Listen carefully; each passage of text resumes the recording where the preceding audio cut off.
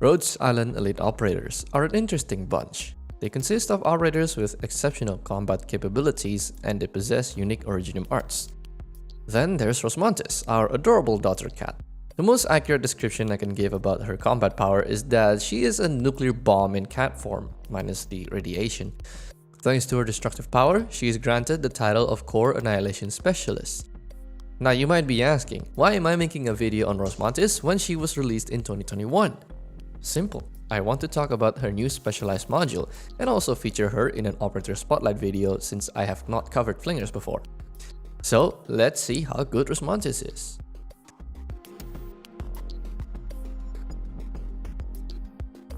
Rosmontis is a 6-star flinger sniper, the first operator of this type. She is a limited operator released alongside Mudrock during the Fan Appreciation event in 2021 for Global. Flingers have a slow but powerful attacks. They also have a wide attack range just like Deadeye snipers, so you can deploy them far away from the front lines. Each normal attack deals 2 instances of damage. The second instance is a shockwave that deals half the operator's attack and deals AoE damage. Despite being a sniper, flingers cannot attack aerial enemies, but there is a workaround to this limitation, especially for Rosmontis.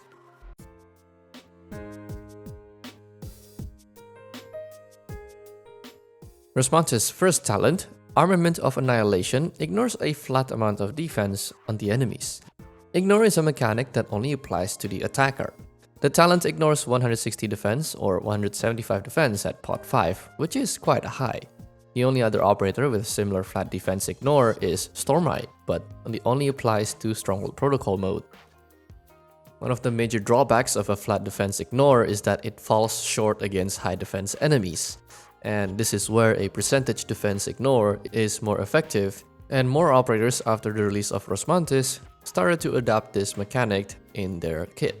This means that Talent 1 is more effective against enemies with similar defense values, which usually consist of trash mobs, casters, or enemies with medium defense values. Talent 2, Stable Aesthesia, grants Rosmontis and a random caster a small attack buff. The conditions of how this talent is active is slightly confusing at first, but here's a simple breakdown. Number 1, when a caster is deployed and Rosmontis is in the field and doesn't have the attack buff, it will be applied to both herself and the caster. Number 2, Rosmontis will retain the buff as long as there is at least one caster in the field. Number 3, retreating the buff caster does not transfer it over to other casters in the field. Plus 8% attack is a minor buff and you won't see that big of a difference, but it's a welcome addition nonetheless. Before we move on to the skills, I do want to ask you to hit the like button on this video if you enjoyed so far, and let me know what other operators should I cover in the future.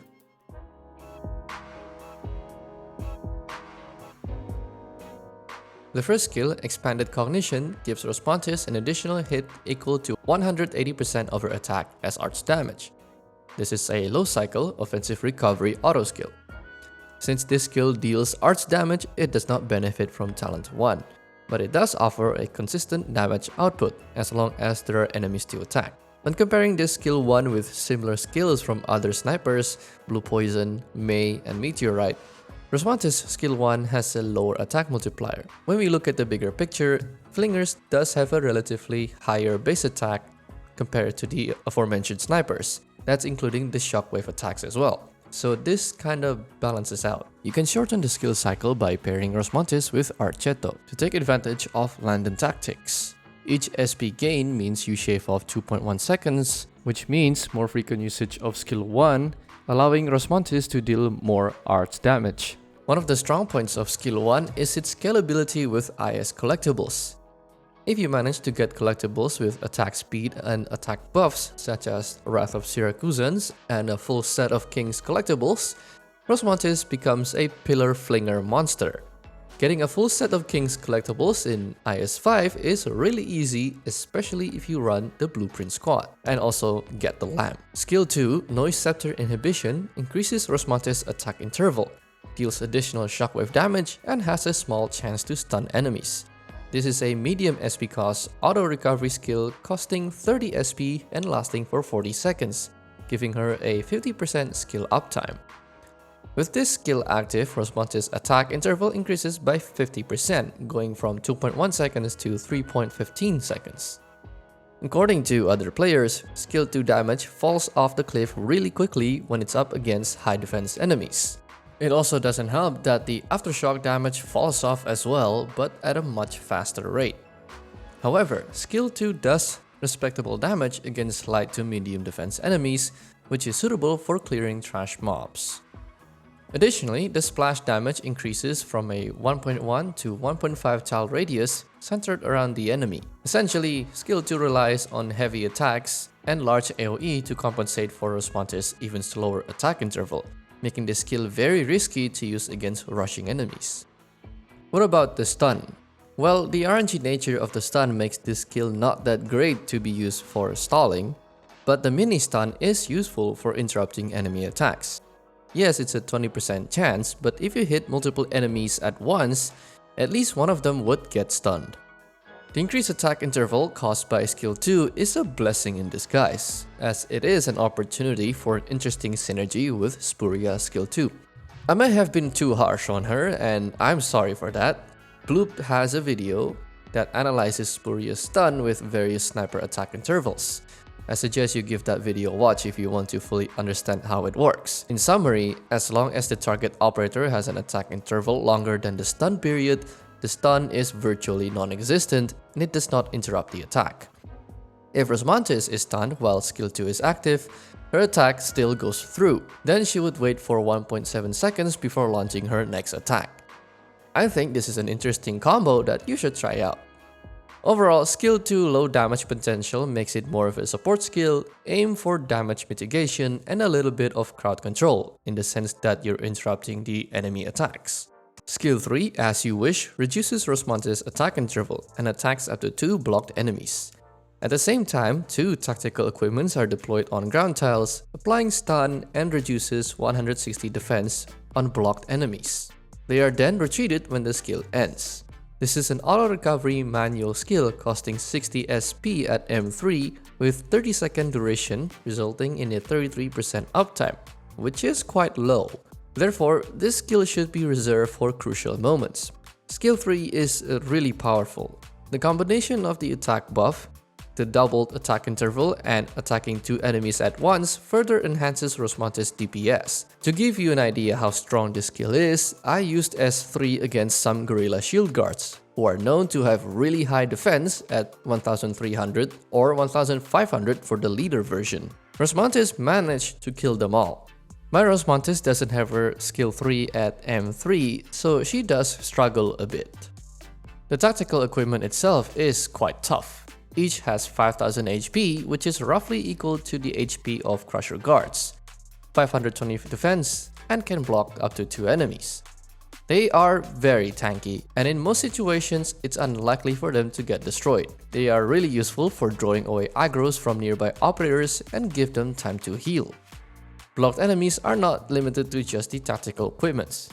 Enemies blocked by the allied operators will also be targeted by Rosmontis, but the defense reduction will not apply. One thing to note is that Rosmontis will sometimes deploy her tactical equipment at the edge of her range, blocking enemies from entering her attack range. You can just remove the pylons or wait for your target to be at the center of the tile before proccing S3. Earlier I mentioned that Rosmontis cannot attack aerial enemies, but now with the use of Sky Rangers, Rosmontis can finally attack drones and other pesky flying enemies with no problem. Skill 3 blocking limitations has its own ups and downs. It is most effective when used in narrow lanes where enemies are more likely to be blocked. In a wider open area, Rosmontis does struggle a bit as she'll have a harder time blocking the enemies this way. And there was one time I forgot to switch from skill 2 to skill 3 trying to clear the final stage of IS-5 to get ending 2. I procced a skill and nothing happened. In summary, skill 3 is a really powerful skill with high DPS potential. The tactical equipment can serve multi-role purposes such as blocking enemies to shred their defenses, as well as taking away aggro from its surrounding operators.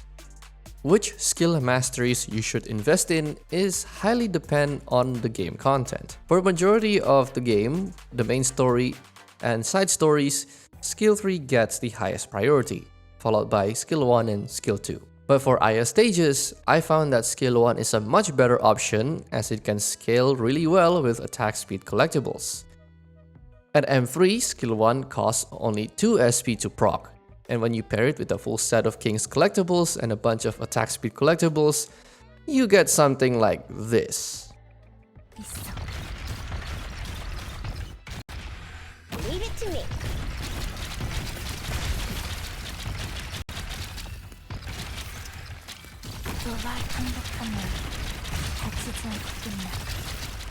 Skill 3 gains a massive attack buff, a 14 SP reduction, and an additional 3 seconds of skill duration at M3, which is good in addressing the low uptime of this skill. In contrast, the M3 benefits for Skill 2 are pale in comparison.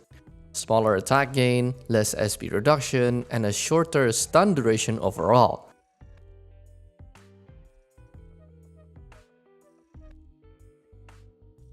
Rosmontis has 2 modules. The first module, BOMX, gives Rosmontis an additional instance of shockwave damage. The first talent also improves at higher levels, allowing Rosmontis to ignore higher amounts of defense. Having an additional instance of shockwave damage improves her DPS significantly. When Skill 3 is active, Rosmontis can reach up to 4500 DPS. The second module is a specialized module, ISW Alpha, limited only to IS game modes. Rosmontis now deals arts damage with her normal attack, allowing her to clear Spines of Epoch much easier, as well as high defense or low resistance enemies.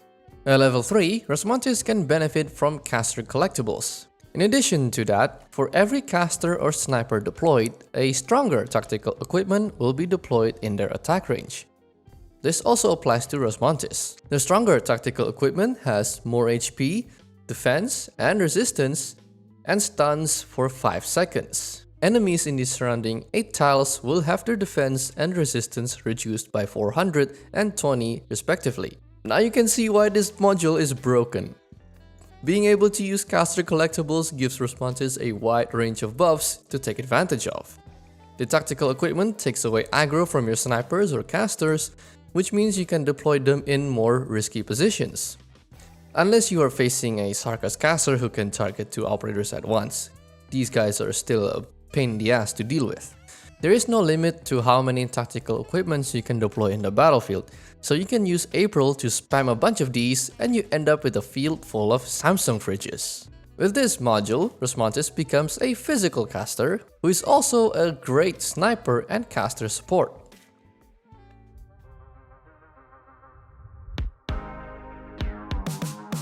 The final question: does Rosmontis live up to her title as Annihilation Specialist? Absolutely. She has a unique kit, a mixture of DPS-oriented skills, Skill 1 and Skill 3, and support skills, Skill 2. Skill 3 has a high DPS potential, and with the right timing and positioning, Rosmontis can wipe out pretty much anything in front of her. Not to mention, the IS Specialized module makes her one of the most broken operators in integrated strategies. Wishadel is still the most powerful operator Hypergriff ever released, but nothing beats the feeling of dropping a 100-ton pylons on your enemies. That's the end of this Operator Spotlight video. If you enjoyed, don't forget to give it a like and also follow me in BlueSky, and I'll see you in the next one.